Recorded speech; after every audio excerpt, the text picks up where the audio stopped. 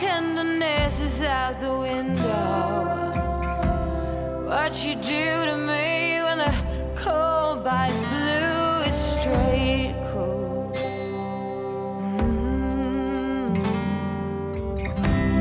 Oh, it has to be you leaving writings on the wall. Promise me roses and a hungry haze, but now there's only madness. Got me feeling dusty. Got me feeling dusty. I can't even whisper and it's hard to see. Don't take my hand and wake me and tell me it's a dream. A dream. The worst kind you've ever dreamed. Don't wanna lay another night here. Don't wanna walk another mile. I just can't. Please don't make me do it. I got too much to lose.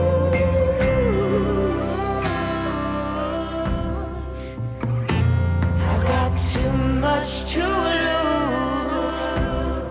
Too much to lose.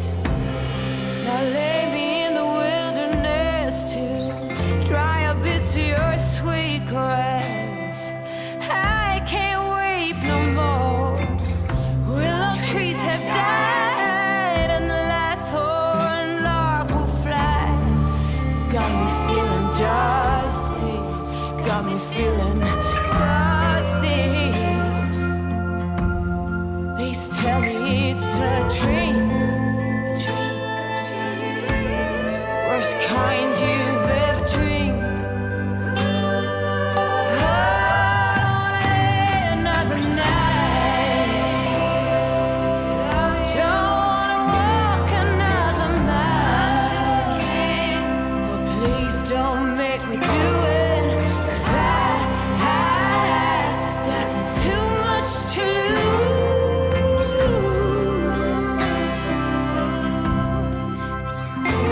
I got too much to lose.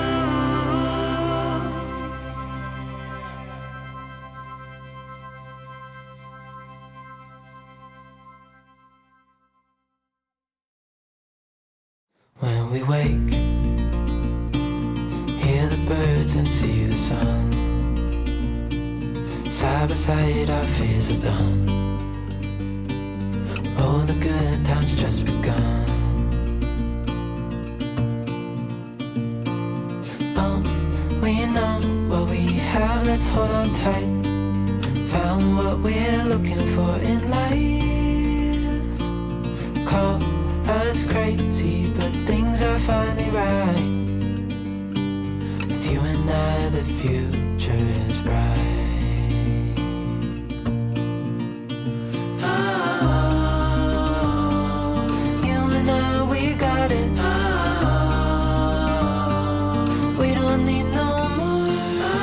Oh, even in the hard times, you and I can weather any storm. Before I sleep, hear the crickets, see the moon. Side by side and through. No limit to what we can do. Oh, we know what we have, let's hold on tight. Found what we're looking for in life. Call us crazy, but things are finally right.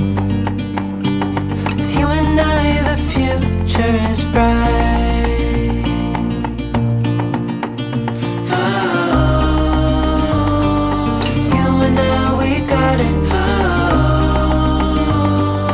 we don't need no more. Oh, even in the hard times, you and I can weather any storm.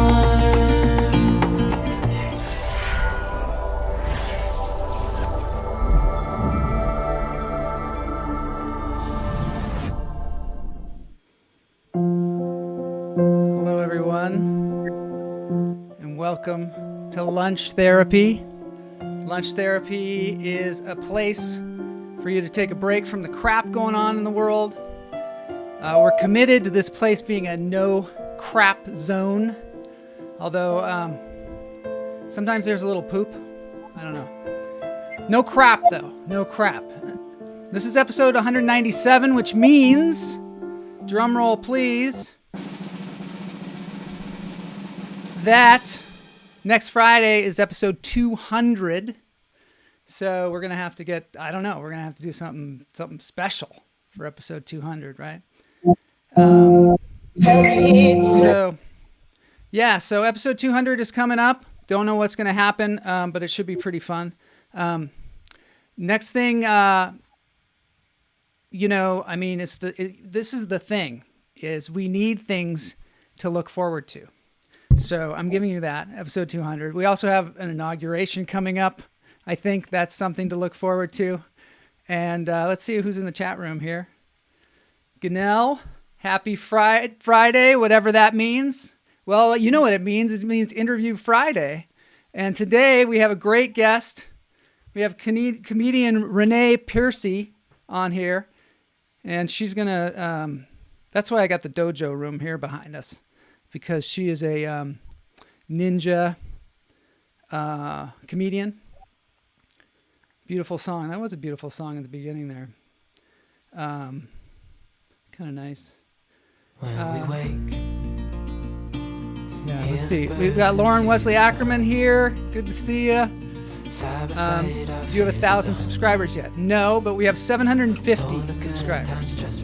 We're on our way to 1,000. So that's cool. Jose is here. Hum, hum, hum.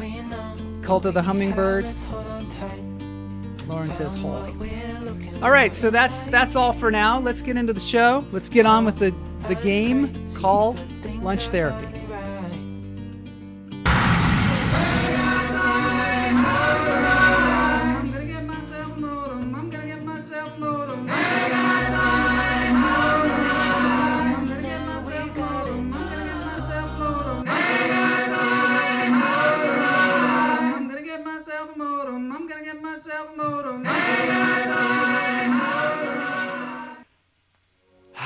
So here we are, we're breathing.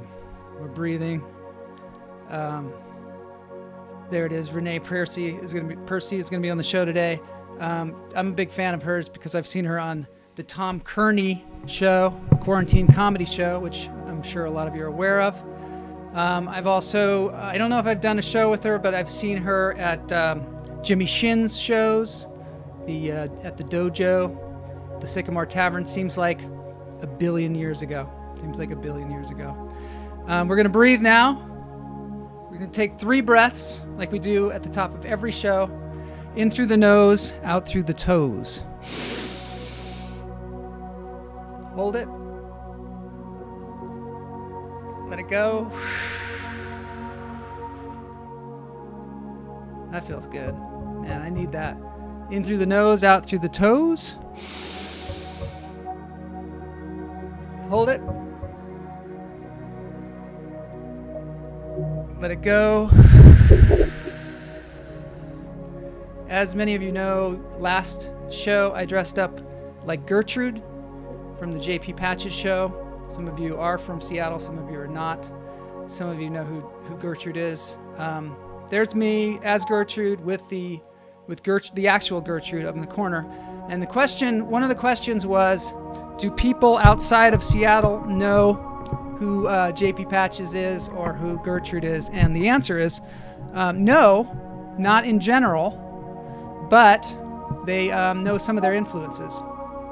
And I've got a couple examples here. Kurt Cobain. He's got a crown on, he's got a dress on, grew up in Seattle. Definitely a Gertrude influence there. If you don't believe me, there he is in some boots and a flower dress, just like Gertrude. Here's JP Patches with Chris Cornell of Soundgarden. We're going to have some Soundgarden cover later on in the show. So there you go.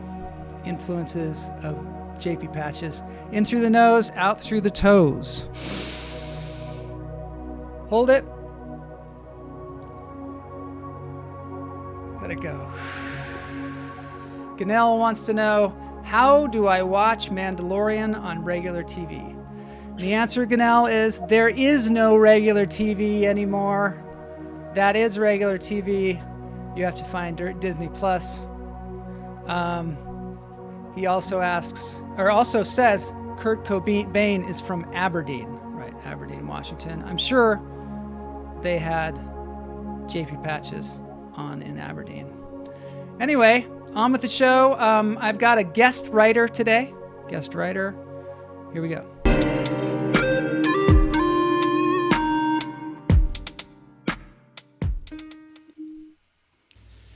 First of all, we've got a guest animal.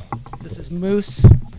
This is the famous Moose, Ben McKnight's animal, or Ben Gurvich. He's got two names. This is an Australian cat. Won't work with your TV with a tube. That's Mandalorian. You can't watch the TV with the tube. No more tubes. No more tubes. So there's Moose. This is what he does in the morning. This apparently is morning ritual. And I find it delightful. Oh my God. Yeah, I know. He runs like on the side of the bed and then he eats that cable. Apparently he does this every morning. I don't know. I'm not sure what that's all about. Moose is very poorly behaved, says Camilo Lopez. And it's funny Camilo Lopez happens to be here because he's acting like a bunny rabbit. Yeah. It's funny that she happens to be here because she happens to have written the top 11 list today. And she's our guest writer. And these are the top 11 reasons animals are better than humans. Here we go with number 1. Drum roll, please. These are the top 11 reasons why animals are better than humans. They are furry all over. Yes. Yes. They are definitely furry all over. Well, most of them are. I don't know. Fish? Are they animals? I don't know. They mostly lay around and sleep all day. If you're a human and you did that, people would be pissed. But if you're an animal, it's inspirational, really. It's inspirational. Number 3 is they are part of nature. Right. We don't seem to think we're a part of nature a lot of times, or we forget that we're a part of nature. And, then nature falls apart. Aliens have to come down and tell us to take a look at our nature. They taste better with teriyaki sauce. Oh. That's number 4. They are competitive, but not cruel. That's a perfect one for you, Ganelle. They are competitive. They are not cruel like you. They don't put teriyaki sauce. They might kill and eat, but they don't put teriyaki sauce on it. That's degrading. You don't have to explain yourself to them. That's number 5. Interesting. That's an interesting one. They clean their butts a lot. A lot of people out there, they don't clean their butts enough. Fish aren't animals, they're fish. Thank you for clarifying. I appreciate that. And number 7, they do not vote for insane narcissistic megalomaniacs. I'm doing this list backwards, I think. It's supposed to go from 11 to 1. But for some reason, it's going from 1 to 11. I totally screwed it up. I think it was written correctly, and then I messed it up. Number 7, they do not vote for insane, narcissistic megalomaniacs. I wouldn't know who you're talking about there. 8, they are not full of shit. They clean their butts a lot. They are not full of shit. I thought we were taking a break from the crap on this show. Number 9, they don't jabber at you endlessly. It's interesting that this was written by my wife. I wonder if she's talking about me. Todd, they lick their privates because they can. Yes. The old because they can. I think that deserves a little... I need like a badum-ch, but I've got somebody, an expert in badum-cheep coming on. Number 10, they are not hung up on sex. They're not hung up on sex. It's just a thing. It's just a part of nature because they're a part of nature and they're not always hung up on it. Right. Number 11, this should be number 1, but it's not. Number 11, the top reason animals are better than humans. Drum roll, please. Oh no. I totally screwed that up. They never wear pants. That's it. You know, we're like, hey, lockdown. First of all, if you wear pants, you can't clean your butt as well. It's not available. It's not always available. Anyway, thank you very much, Camila Lopez, for providing the top 11 list. By the way, viewers of the show, if you want to submit your top 11 lists, they could be read on the show. And there could be a contest. And who knows? Who knows? It's a new thing. It's not a top 10 list. It's a top 11 list. These go to 11. Todd, they're not about sex because they can lick themselves. Interesting. It's an interesting theory. Interesting theory. All right, let's get on with this. Renee's in the, she's in the green room. She's hanging out with my sidekick, Boney. She's probably getting a contact high because he's always bonging it up. Clap, clap, clap. Yeah, thank you. I need to have the applause at the end, but I have applause coming. And here we go. We're moving on to Interview Friday with Renee Percy.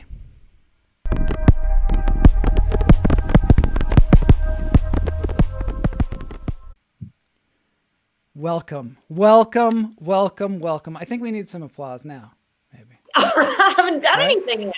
Well, oh yeah. Well, you know, people applaud when performers come up on the stage just for being there, just for being here. Just for being alive. I deserve applause. I've never had a cat open for me before. This is I know, exciting. isn't it good? Yes, It's I'm going to good. have that from now on. Do you know what a capybara is? I'm just going to ask you right off the bat. Do you know what a capybara is? Capybara? No, it sounds like a type of gummy bear. No, I have no idea. They are very interesting animals. I don't know if I can describe one to you, but it's the world's largest rodent. Ooh. And it's about the size of a dog. It has a very cute face, koala-like face. Okay. They are only they like to eat pumpkins. I'm just saying this because I have a question from the audience that says, "Do capybaras like to lick themselves?" And I don't know. It's a good question, but we don't. You know, Renee, Wow. it's not a good guest question right off the bat. So let's move on. Lauren Wesley Ackerman, who's also a comedian, is applauding, even though you've done nothing. You've done nothing to deserve This it. is the best show I've ever done so far. I had applause. I had a cat open for me, and I feel great already. Thank you. Good night. Yeah. Thank you. Jose says, oh no, this is more animal stuff. Bonobo more apes. Planet type show, and maybe that's what the people want. That's what the people want. They want animals. Animals They rule want- the internet. Bonobo apes also exchange sexual partners and solve conflicts with sex. Oh, they use sex. They're hung up. Is that hung up on sex? I don't know. They just use it. Interesting. We all use Interesting. sex for, well, certain reasons. That's okay. Yeah, no, that's Okay, That's there we go. I know There we go. people- We got that. yeah. This is this fire here is just to relax us. There's a thing called hoogie. Have you heard of hoogie? You were just throwing these words. Renee, what the hell, man? What the hell? Capybara or a hoogie is. I'm fired. The show's over. It's almost like we have our own language. Hygge is the Danish art of comfort. That is exactly what I was going to say. That's what I was going to guess. Yeah, that's what I thought. That's The what I thought. Danish art of comfort. Yeah. All right. So in Denmark,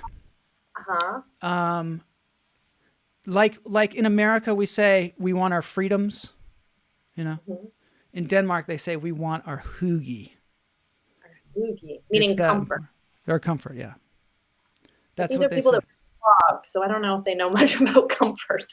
They clog in Well, Denmark. those are the wooden shoes. I think it's Holland. Oh, that's Holland. You're right. I always get Never them mind. mixed up. I always get You're them right. mixed So it is. It's Holland. It's Holland. up. Renee, you're from Canada, right? I am. I thought the We don't- Canadians. I thought the Canadians were more aware of the world than the Americans are. I've been here too long. I've gotten dumber since I've been here. 10 years. And all my knowledge is from 10 years ago. Since I got here, I'm in a bubble and know nothing again. Ever again. I've learned nothing. Renee is a master comedian and a master comic actor and probably dramatic actor, although I've mainly seen comedy out of your face. Out of my face. Out of your Yeah. face.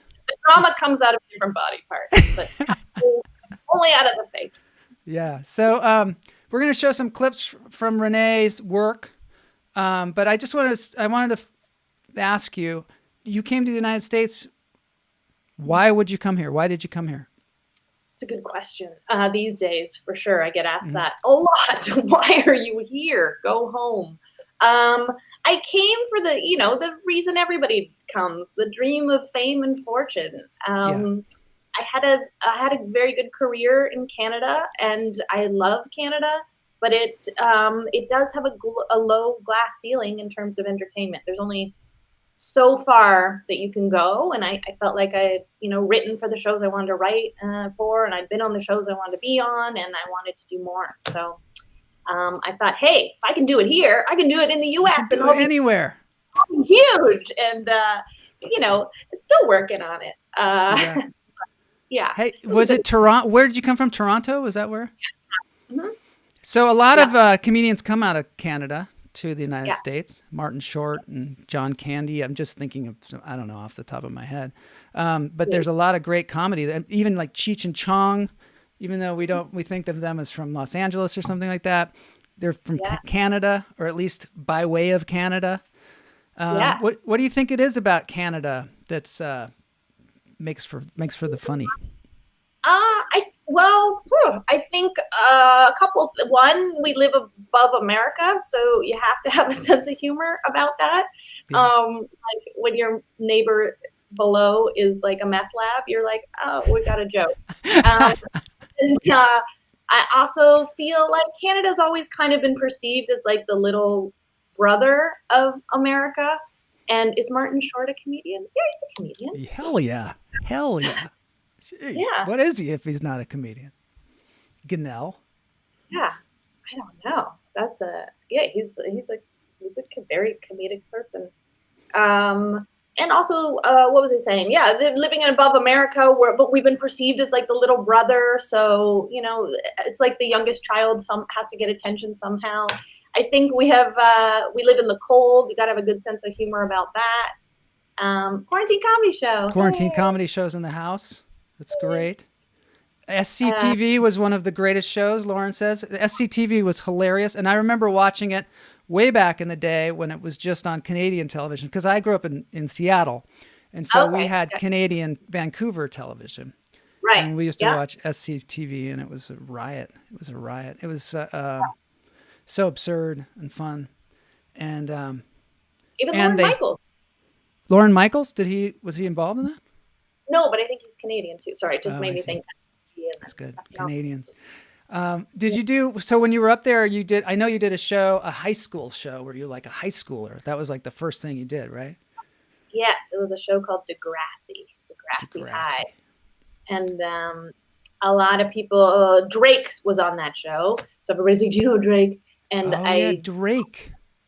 Because the show had many incarnations. Like it was a Canadian institution for many years. It started as the kids of Degrassi Street, and then it was Degrassi Junior High, and then it was Degrassi High. And I was on those 2 years. It was Degrassi High, and then they went on a 10-year hiatus, and then they came back with Degrassi, the new generation, and that's where Drake. Oh God, you see, I thought it was I didn't even know it was such a huge show. But our chat room knows. It was a big show. Did you say 20 years? The show was 127 countries, I think. Oh, 127 countries. It was a big deal at the time. And then it was even bigger when it came back. I knew that Drake started in acting in some show. So were you in? Now I'm going to ask you. Do you know Drake? No, just explain. I'm old. I was on the OG Degrassi, a decade before Drake came out. No, okay. I don't. But I know people that do that worked on that show at the same time. But yeah, interesting. So were you doing stand-up when you were up in Canada as well? Yes, I started. It's funny. I was trying to figure out how long I've been doing it. And I was like, I've been doing it, maybe 15 years. And then somebody sent me a clip that they found of me doing stand-up in 2003. opening for somebody's sketch show at Second City. And I was like, oh my God. And then I was like, I remember those jokes. I forgot about that. So it's been at least, I guess, maybe 17, 18, 19, 20. I don't know. I don't even want to say it because it's embarrassing that I've been doing it that long and I'm not famous. You are on this show. You're hugely famous on this show. Yes, I'm hugely. I did get an applause break before I did anything. Yeah, so. you can have applause anytime on this show. It's not even right. like, it's not even a, But not a problem. I'm going to only live on this show. My old man phrase of 2018, I thought Drake was supposed to be some kind of rapper. There you go. Yes, he is some kind of rapper. Yeah. And again, Kamala Lopez says you do not look at old at all, Renee, and you don't. You don't look old at all. I'll take it. Do you think that being a performer, being an actor, you tend to look younger? Do you think it helps keep your youth? Do you think we hang on to our youth? I think we have to in a way for the industry. I don't think it helps us keep us looking young. I think we try to stay young because of it. I mean, if you want to be healthy, whatever job you have, but if you work in an office or whatever, you don't have to work out every day and have to make sure that, I don't know, your hair looks good or you don't have roots or whatever. I don't know. There's certain extra upkeep I think we have to maintain. There's a little bit more need to stay. Well, it's a medium. I mean, our work, like you said, comedy comes out of my face. So I need my right out of your face. face. Yeah. Out of my face. Have you ever performed at the Tacoma Comedy Club? Tacoma. It's good. I might have. Tacoma. I can't remember. There was somewhere else in Washington that I was. Maybe it wasn't Tacoma. I can't remember. So you travel. You've traveled a lot and done comedy, I take it. When I was in Canada, I was on the road a lot. Coming to LA, I've been on the road a bit here. If a headliner will take me on the road with them, and but I don't know why. I feel like it's been a lot harder to be on the road here. But there's also a lot of stage opportunity in LA and not have to leave to get stage time. Yeah, that's true. And things are much farther away. I don't know, to get to other clubs here. But I mean, I go on not now, not in the last 9 months anyway. Yeah. I've been doing it. I've been on the road from my home, which actually has been amazing. The other week I did a show in Toronto, LA, and New York, 3 nights in a row, but just got to sit here. Right now you're doing a show in Australia because we have an Australian viewer, right? Gosh, I didn't even know. See, and you're doing a show in London right now too, because we have a viewer in London, and a show in Seattle. Just all over the place. You're doing a show right now. I'm everywhere. I get around. It's a rumor. All right, I'm going to show a clip. This is you in a show with Tony Shalhoub, and let's check it out. Okay. Believe you had the nerve to show your face again this year.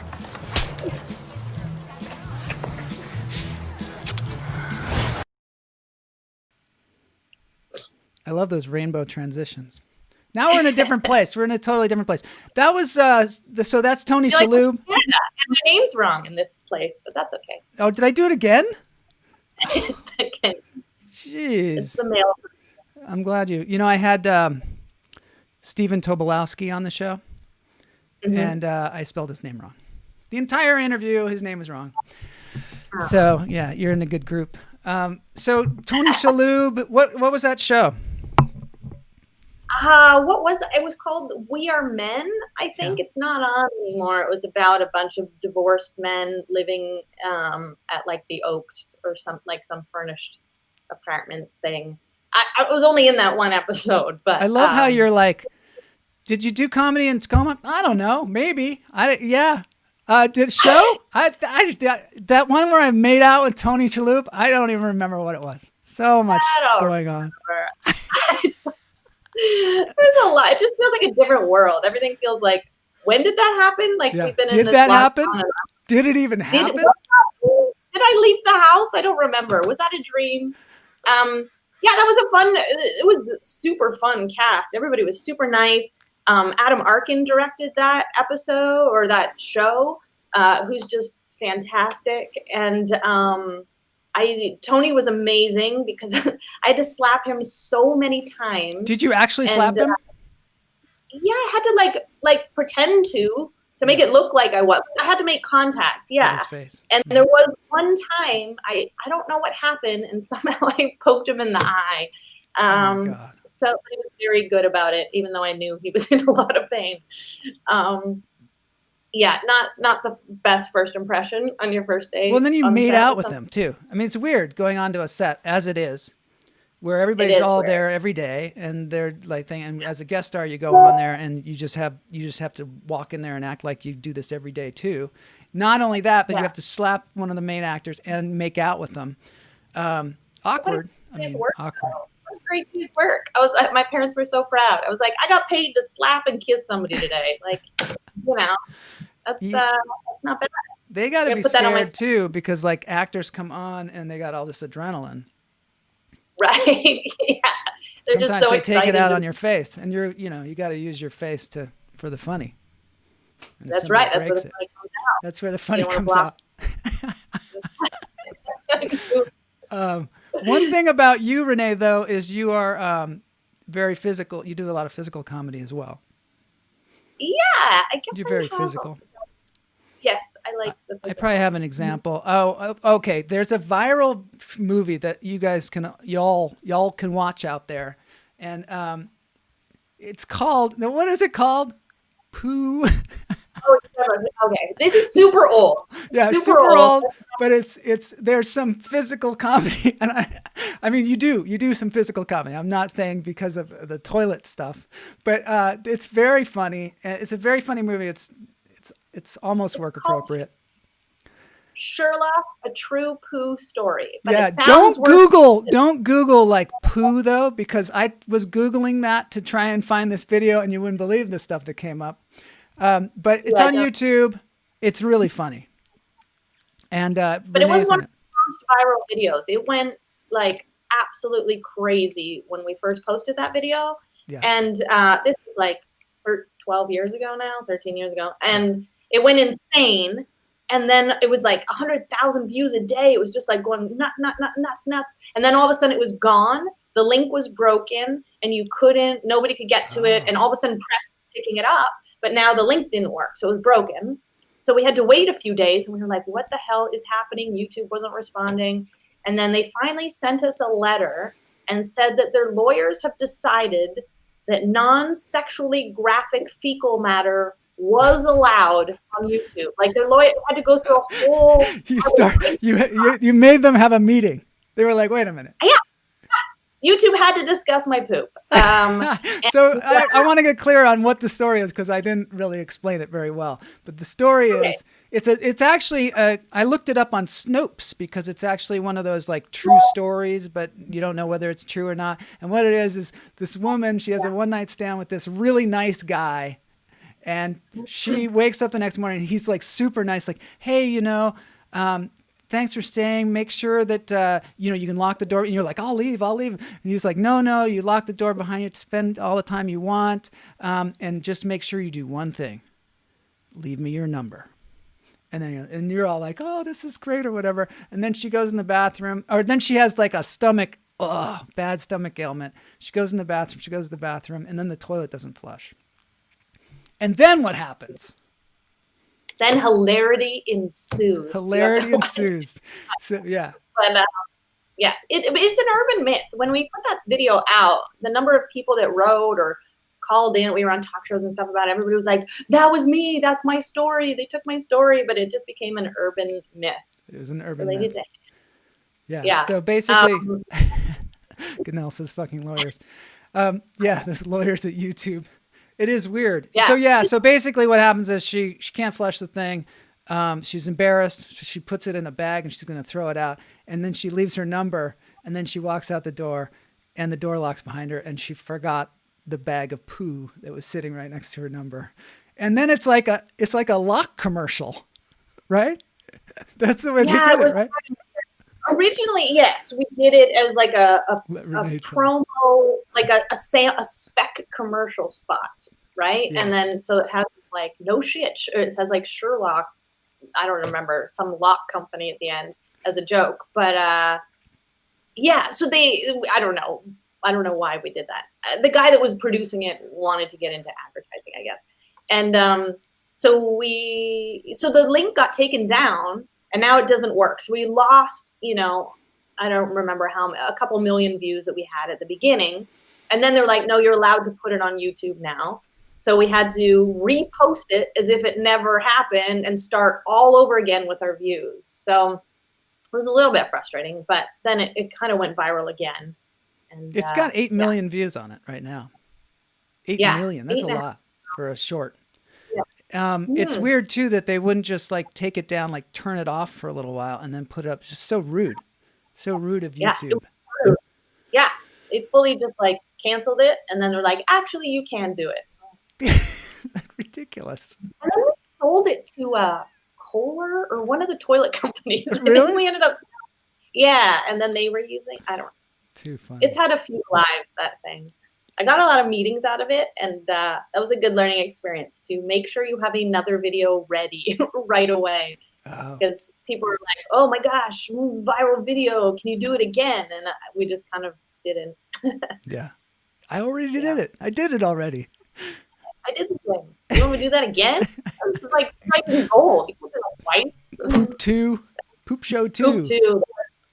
There was supposed to be a Poop 2. Poo 2. I think it'd be Poo 2. Maybe. Poo 2. Yeah. Let's see. What does having 8 million views mean in a tangible sense? It's a good point. It's a good point. I don't know. Other than people on the street recognizing me going, you're the poo lady, which is not how I wanted my career to go. Not a lot. It was right at the time when you could start to monetize, or they hadn't really started that yet, or I can't remember why we didn't end up getting to monetize it. The other thing that I learned, this is 13 years ago, and I didn't have my own YouTube channel, and our editor was like, oh, I signed up, I'll post it. And I was like, yeah, okay, you edit it, just post it. Yeah. So it's not even on my YouTube. It's on the guy that edited it 13 years ago. And you can't move it. Yeah. I mean, you could maybe link to it or something. All those views for me mean nothing. Okay, I'm going to show something from something called Dumbbells. Okay. Do you remember this, Renee? Do you remember Dumbbells? This is your life. Renee, are you with me? Are you with me? You are alive. Okay, here it is. Gay pigs, do you realize you have a business unattended outside? Anybody care? And your gross sewage pipes are leaking stank into my salon. Would you like to go for an interview ride? What's it called? A vacation package? Yeah, that sounds great. And I've given birth to 15 children, and 3 of them have lived. Would be nice to go someplace nice and relaxing. And we're back with Austin Moon and T-Fame. So guys, let's keep this real. Tell me all about your rivalry. Now, don't freak out, T-Fame, but a bee has just landed on you. Oh, it's just one little bee.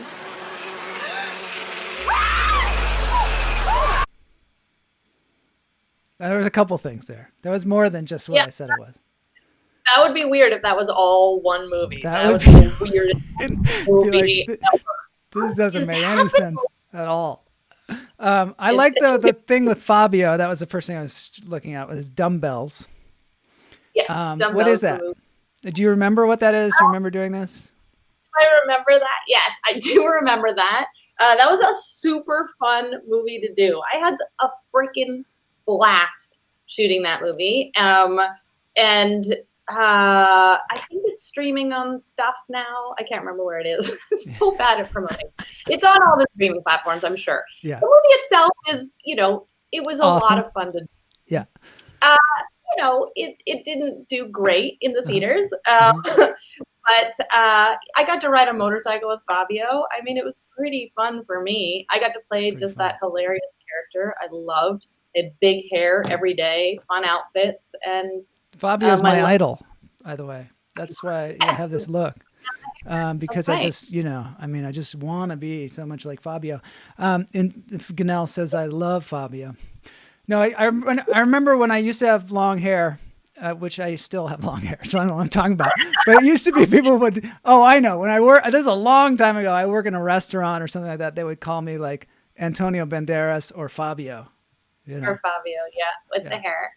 Fabio's surprising. He's a lot more than you would think he is. He's I used to see him around town all the time. It was like he was following me or something like that. Do you remember the Source restaurant that used to be on Sunset? I don't know. It was like a vegetarian restaurant. He would eat every meal there. It seemed like anytime you go in there, he'd be there.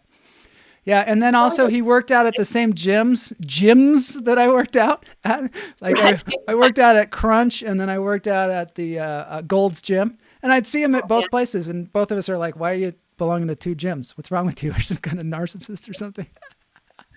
Right, because they give them free membership so that people can say they work out at the same gym. Probably. Yeah, he seemed like a cool guy. Or he'd be driving around his Bentley or whatever. He had like a big, cool car. Yeah. So tell me something about this, because I want to know about flappers, because I always hear about flappers. I've never actually been or done a show there, but a lot of people that I know, most of the comedians in LA work at flappers, do shows there. And you've got, there's like a program there and you teach there. Is that right? I teach there as well. Flappers is my home club. In normal times I live at Flappers. Besides, I do shows there many times a week, and I teach there stand-up comedy as well. So there have been days I'm like, I just need to set up a cot here and just sleep because I have to be back here in the morning.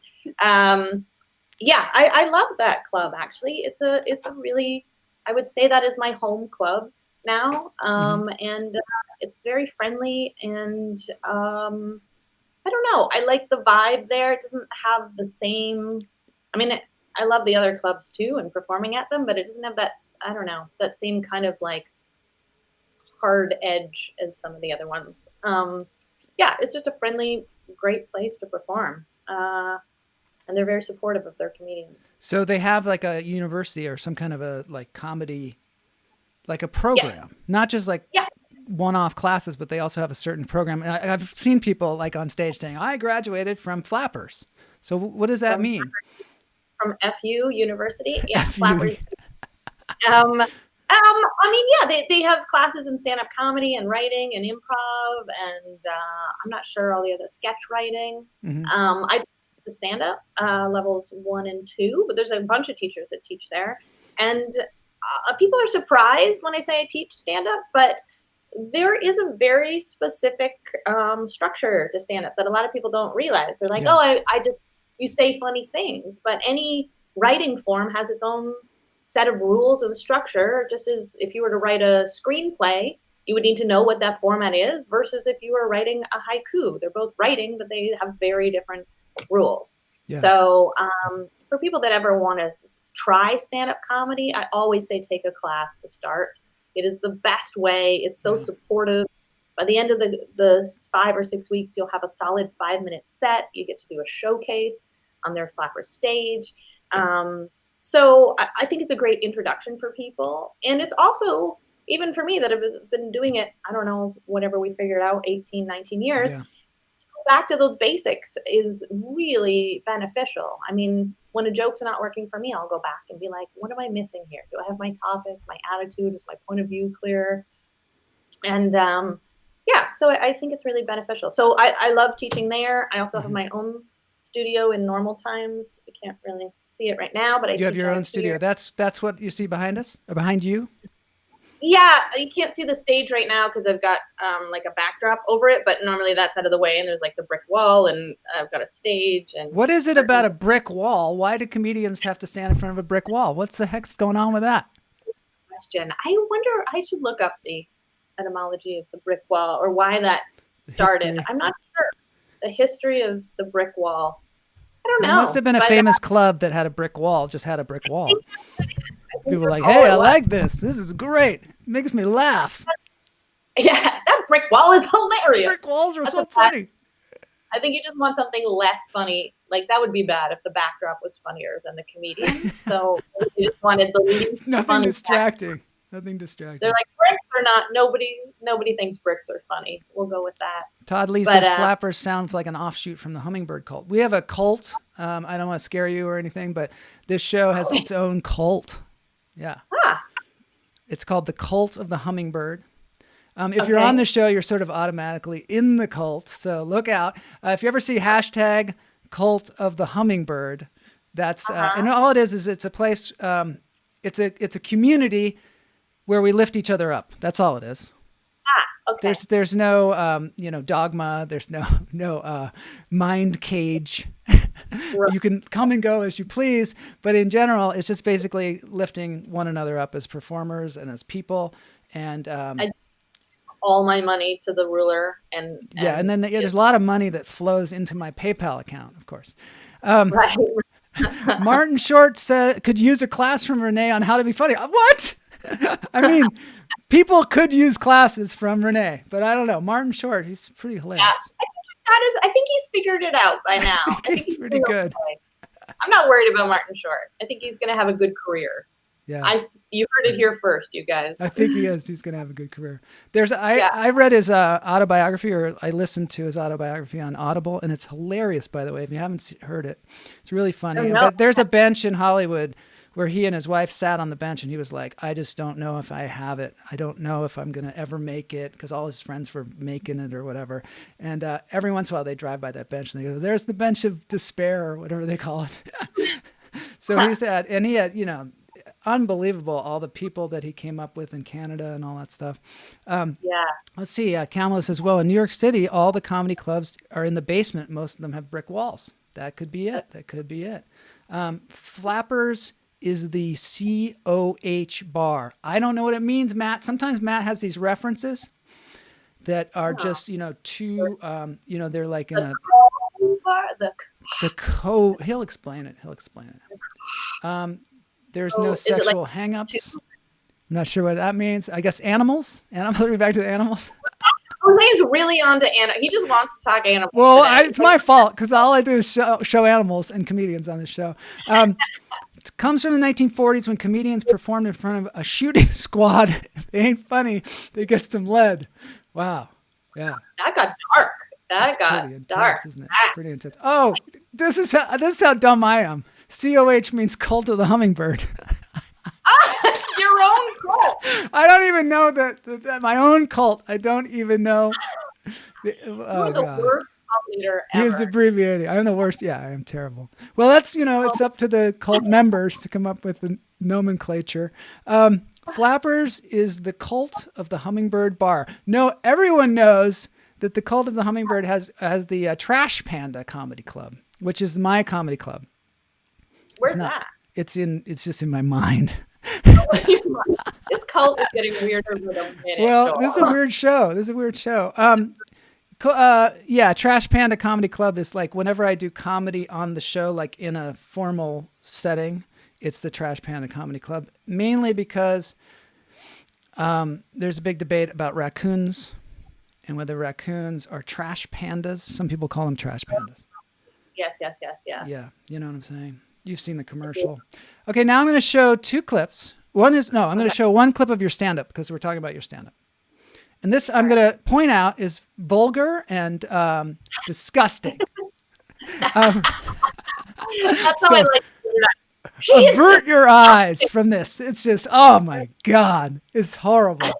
No, but one of the things I wanted to point out is that you do physical comedy, funny things with, the mic. And anyway, let's just do it. Let's get into this. This is old. This is when Renee was just a young, I don't know, up and coming comedian, not like now when she sits on top of the mountain there at Flappers. All right, here we go. Something, okay? A 40-year-old vagina is not desperate, okay? By the time a woman gets to 40, her whole life has just been a constant hailstorm of penises. It's just like...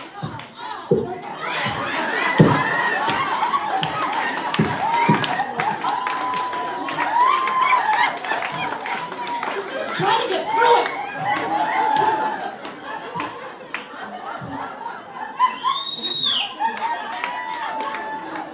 She knows what I'm talking about.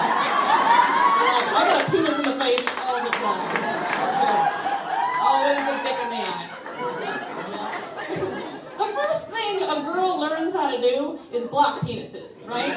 He's like, "Pop, pop, out of my way! Gotta get to school! Pop!" God, yeah. That's funny. I mean, let's face it. It's pretty funny. Disgusting. Oh, God. Oh. I'm offended at myself I'm right so now. offended. When you were younger, you were so offensive. You keep saying younger. This was like I know. Like this, like 5 minutes ago. it was like 3 years ago. All right. We're not hung up on age around here, my friend. Penis goalie. I don't know. That's the comment that you got from that. Yeah, that was good. Ha ha ha ha. I think you deserve some laughter. Oh yeah. And applause. Where's the clap? I know. There should be many. I should have a lot more laughs going on here. Anyway, that was applause, really. I mean, that wasn't even laughter. But you had your own laughter because that was at a time where you could actually interact with humans without them possibly killing you. Yeah. With their weird germs and all their I don't know, amoebas. Very funny. Can't not laugh at dick jokes. That's what it tells. Yes. All right. So I want to show one more thing. It's you and two of my favorite actors. One is Tony Hale. These are people from Arrested Development. And the other is Jeffrey Tambor, who's going to be on our show at some point. Ooh, cool. I'm going to be on his show next week. He has a podcast. Yeah. Have you heard his podcast? It's called Acting Schmacting. Oh, I got to listen to it. Yeah, it's really fun. Really fun. Cool. Oh, let's see. Oh, I'm not going to even put the comments on there because they're too disgusting. Now the level of we've just like lowered the level of disgustingness on the show. Animals licking their genitals, just to be fair. You're right. We started out way from the beginning. All right, so I'm gonna show this. This is fun. So here we go. So are you team bride or groom? The bride's my sister. Oh, your little sister's getting married. Yeah. You feeling the heat? It's a little rough. Yeah, it is. You local? I'm actually down from Oregon. Are you now? Your resume is excellent, Mr. Straw, and you seem like a really nice guy. I don't know what Bruce Rapp was thinking letting you go, but we'd be lucky to have you. Oh, thank you, Miss Portino. Yeah. Expect to hear from me soon, so. Wonderful. Thank you. Thank you. We withdrew our offer to Mr. Straw in a timely manner. You have violated federal law under the Fair Credit Reporting Act. Did you see his posts? Did you hear what I said about violating federal law? Okay, well, grab you. Okay, so that was hilarious. But now both of those guys are super interesting actors, I think. Tambor, because he's so present. Like when he's talking to you in that scene, that's the way he would be talking to you normally. Yeah. He just has this kind of inquisitive. I'm actually nervous to be on his podcast because he has this sort of real like present inquisitive nature that is almost like intimidating. Right. You're like, why are you looking at me? Stop it. Look at your phone like a normal person. Yeah, don't look at me. God, don't so listen rude. to me. Yeah. I don't know what to say. Yeah, for me, that was very I am a huge Arrested Development fan. And I feel like I am playing like Arrested Development bingo. Like I just want to work with everybody on that show. Jason Bateman and Will Arnett, you're next. Yeah, they're on the chopping block. I had a whole moment with Jeffrey. I waited until we were done. I think it was the end of the second day or something, and I was like, great working with you. Yeah, good. Mr. Tambor, and then my voice I was like, I just want to say, and then I went on this like insane, like, I'm a big fan of Arrested Development, and I wrote letters when it was canceled, and like I just went on a whole geeked out fandom moment. You should have been on that show for sure, because you got a great. I mean, okay, let's. I'm going to ask you this: is there what's the difference between comic acting, like in a comedy, in a sitcom, or in this type of show, as opposed to just regular old acting? Do you think there's a difference? Wait, is there a difference between acting and being in a comedy? drama and acting in a comedy, or like a multicam or a single camera comedy? Is there a different style of acting? Is it a different skill? I mean, there's a different style of acting between a multicam and a single cam comedy, and then a different style between a single cam and a dramatic show for sure. Multicam is its own animal, which I love, but it's very physical. It's very big. It's very broad. It's very theatrical. It's almost hard to be too big in a multicam. Mindless. Oh, it's called Smartless, the podcast you're talking about, and they just had Martin Short. No, I'm super addicted to Smartless. It's a podcast with Jason Bateman, Will Arnett, and Sean Hayes. It's great. Interesting. Yes, and Martin Short was their guest last week, which I still haven't listened to. But yes, differences. Yeah. Sorry. That's the thing about this show is like it's very interactive, so sometimes you get lost. Yeah, but now back to the question. Okay, single cam, multicam. Multicam is like your traditional sitcom where there's like an audience and they've got like 3 cameras and they shoot it like a play. Single cam is more a more modern thing, I guess, and it's a comedy, but it's not shot on a set with an audience and 3 cameras. It's shot single cam, like more like a movie or more like a regular TV show. I mean, a dramatic TV show. Exactly. So when the camera is close up in a multicam, the cameras are far away. You're on a stage, like a sound stage and stuff. They're far away. Everything's big. In a single cam, that scene with Jeffrey and I, the camera's very close. You don't have to be big. We're having a little intimate moment at a wedding. So the acting style is very different. And then from dramatic, like doing a drama, the acting style is actually kind of the same. It's just the element of timing. You don't need to worry. So in comedy, it's all about timing, but you're playing the same beats and same moments, and it's just. Did you say the pace is faster? Yeah, they are always like louder, faster, funnier. Yeah, it can be a faster pace, definitely in a multicam. But generally, what's happening to the actor or the character is not funny. It's funny to the audience watching, but it's rarely funny to the character. So the character, in terms of an actor's point of view, is going through the same things as if it were a drama. We're laughing because that person's crying, but for that person, it's still quite upsetting, and that's why they're genuinely crying. So it's kind of interesting. A lot of people think, oh, I'm going to do comedy, so I'm going to play funny. But you don't play funny. You play the truth of what's happening, and that's what's funny. Like when the Three Stooges fall and hit their head, it's not funny to them. It's only funny to us. They're in pain. We're laughing at their pain, but they have to genuinely be in pain. Do you think that being a stand-up makes you a better comedian? A better comic actor? I do. I think it works both ways, actually. I think it makes me a better stand-up, and stand-up helps me and makes me a better comedic actor, just in terms of timing and being fresh. Like being an actor, some people are very lucky and get to do it every day. I do not to do it every day, and I wish I could. And until I'm on my own sitcom, that will always be the goal. But with stand-up, I can do every day.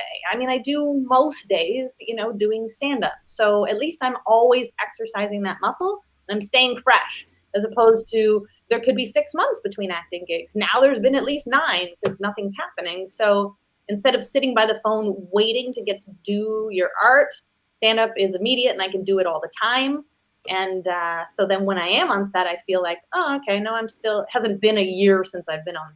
Might have been a year since I've been on set now with the pandemic, but hasn't been a year since I've exercised that muscle. Did you start as an actor or start as a comedian? I started as an actor when I was 12 on Degrassi, but the first time I ever did stand-up, I was actually 13, and it was on Degrassi. Did you say, hey, Mom, I want to be an actor? Or how did you become an actor at 12?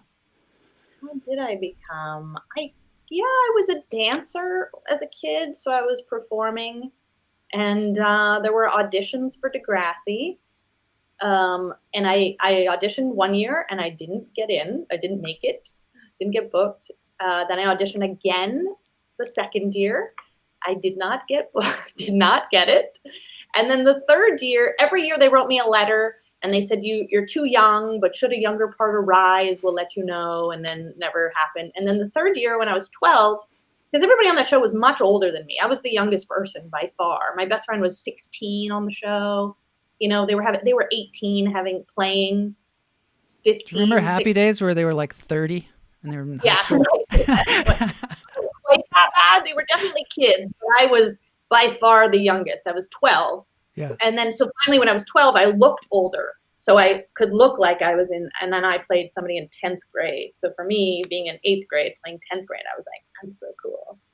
And now I don't want to look older, I want to look younger. But when you're young, you want to look older. Did you so, think, yes. So when you were like 11, before you started acting, were you like, I'm going to be an actor, or were you like, I'm going to be a physicist, or what were your goals? No, I was always going to be a dancer. I was going to be an actor or a dancer. My career always, I've been like, I'm going to be a dancer and an actor. And then if dance was going better, and then, acting's going better. Now I'm going to be an actor and a dancer. And then eventually I got rid of the dance because, you can't do that forever. And just did the acting. So does Flappers have online classes for people out there that might not be in Los Angeles? They can take at Flappers now, right? Dude, I have students right now between my own studio and Flappers. I have students in Germany, all across the US, Canada. I had somebody from South Africa. I mean, you can take it from anywhere in the world now, which is fantastic. It does open up the world that way. And do you get people that have never done stand-up before, or, No, tons. I mean, in level 1, most of them have never done it before. Yeah, that's why they're. So people out there that want to, do stand-up, now's the time. Now's the time. Anything that you ever wanted to do that you thought you had to go someplace else to do, now you can do it online. So it's a great time to take writing classes. It's a great time to take stand-up, acting classes, whatever you want to do. You don't have to be in Hollywood right now to do that. No. To train with the best, like Renee Percy here. Yeah, you don't have to pay exorbitant rent prices to live. Stay where you are and take classes here, but stay where you are. Stay back. Yeah. Stand back. Yeah. Stay away. Yeah. But take classes. Yes. Stand back and take classes. Yeah, it's a cesspool down here with the virus, so it's good to be on Zoom. Well, I'm going to have to end the show because I've gone way too long, but I've found you extremely interesting and talented, and thanks for being on the show, Renee. For having me. I really appreciate it. Thanks for putting up with our capybara talk and for being ready to roll. I think I think this is a very educational show. It's very off the beaten track, and I hope that you will come back again sometime, or when you have some cool, like when Pooh 2 comes out, hopefully you won't. Hopefully you will remember us. I know it's hard to remember all the things that you've done, but hopefully you will remember us. Okay. Good. Thanks, Renee. See you soon. Bye. All right. Bye.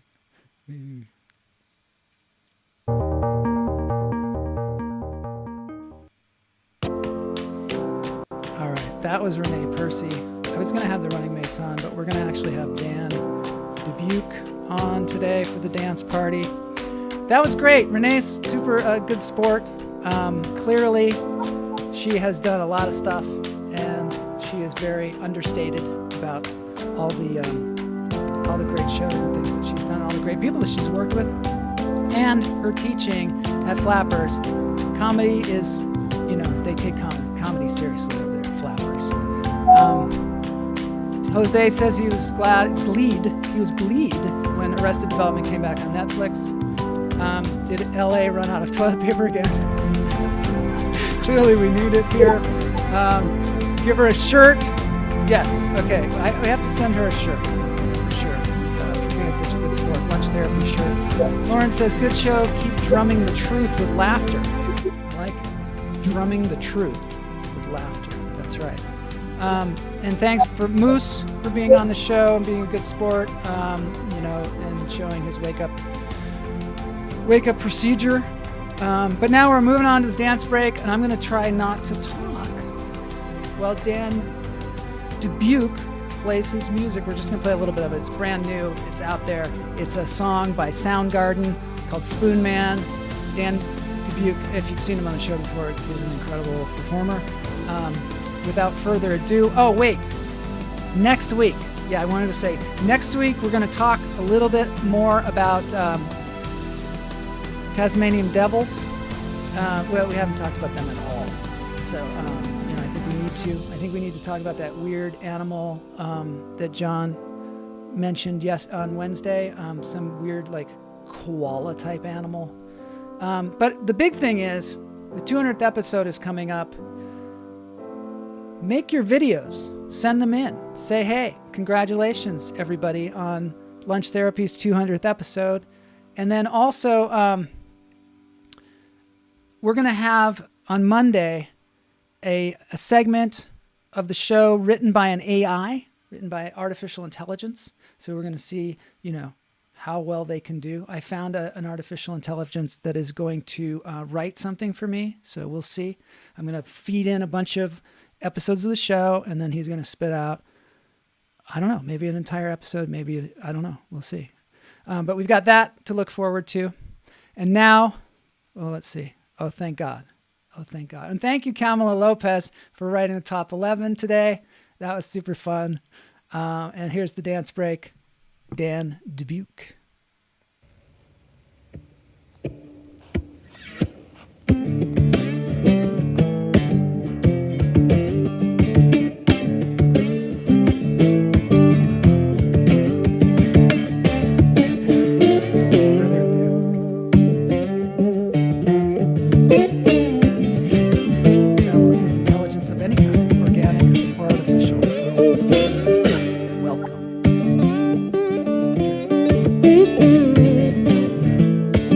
Talking, but it's very soft.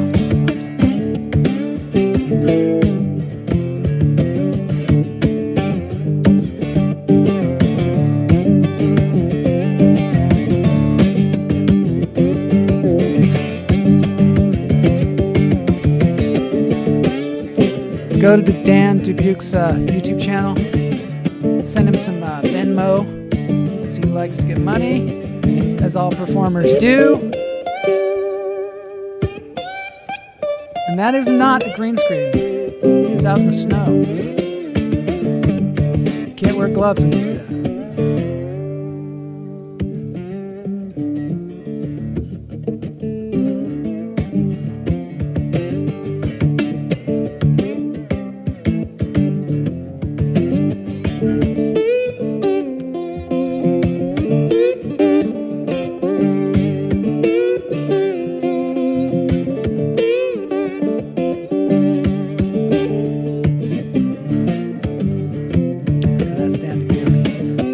Thanks, everybody. We'll see you next week. Looking forward to the 200th episode of Lunch Therapy next Friday.